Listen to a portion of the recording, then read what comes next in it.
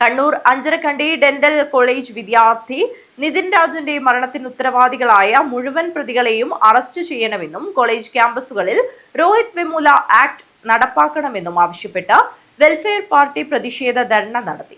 Trikaripur bus stand പരിസരത്ത് നടന്ന ധർണാ സമരം വെൽഫെയർ പാർട്ടി കാസർഗോഡ് ജില്ലാ പ്രസിഡന്റ് ടി.കെ. അഷ്റഫ് ഉദ്ഘാടനം ചെയ്തു. കണ്ണൂർ അഞ്ചരക്കണ്ടി ഡെന്റൽ കോളേജ് വിദ്യാർത്ഥി നിതിൻ രാജിന്റെ മരണത്തിന് ഉത്തരവാദികളായ മുഴുവൻ പ്രതികളെയും അറസ്റ്റ് ചെയ്യണമെന്നും കോളേജ് ക്യാമ്പസുകളിൽ രോഹിത് വെമുല ആക്ട് നടപ്പിലാക്കണമെന്നും ആവശ്യപ്പെട്ട് വെൽഫെയർ പാർട്ടി പ്രതിഷേധ ധർണ നടത്തി. സംഭവത്തിലെ പ്രതികളെ പോലീസ് സംരക്ഷിക്കുകയാണെന്നും നിതിൻ രാജിന്റെ കുടുംബത്തിന് നഷ്ടപരിഹാരം നൽകണമെന്നും ഉൾപ്പെടെയുള്ള ആവശ്യങ്ങളും ഉന്നയിച്ചാണ് തൃക്കരിപ്പൂർ ടൗണിൽ ധർണ നടത്തിയത്. ബസ് സ്റ്റാൻഡ് പരിസരത്ത് നടന്ന ധർണാ സമരം വെൽഫെയർ പാർട്ടി കാസർഗോഡ് ജില്ലാ പ്രസിഡന്റ് ടി.കെ. അഷ്റഫ് ഉദ്ഘാടനം ചെയ്തു.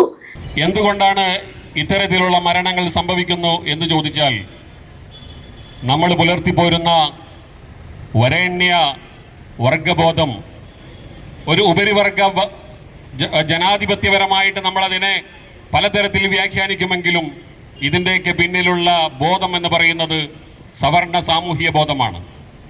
ഈ സവർണ സാമൂഹ്യ ബോധം പേറി നടക്കുന്ന നമ്മുടെ വിദ്യാലയങ്ങളിലെ അഡ്മിനിസ്ട്രേറ്റീവ് വിഭാഗങ്ങളും അക്കാഡമിക് തലങ്ങളെ നിയന്ത്രിച്ചു കൊണ്ടിരിക്കുന്ന ഉന്നത അധ്യാപകന്മാരും സവർണ ബോധം പേറി നടക്കുന്ന ഈ അധ്യാപകന്മാർ ഇത്തരത്തിലുള്ള ദളിത് വിദ്യാർത്ഥികളെ അവരുടെ ജാതിയുടെ പേരിൽ അധിക്ഷേപിച്ചുകൊണ്ട് അവരുടെ സാമൂഹികമായ പിന്നാക്കാവസ്ഥയെ അപഹസിച്ചുകൊണ്ട് പരിഹസിച്ചുകൊണ്ട് സമ്മർദ്ദത്തിലാഴ്ത്തുമ്പോഴാണ് ഇത്തരം വിദ്യാർത്ഥികൾക്ക് സ്വന്തം ജീവൻ വെടിയേണ്ടി വരുന്നത്.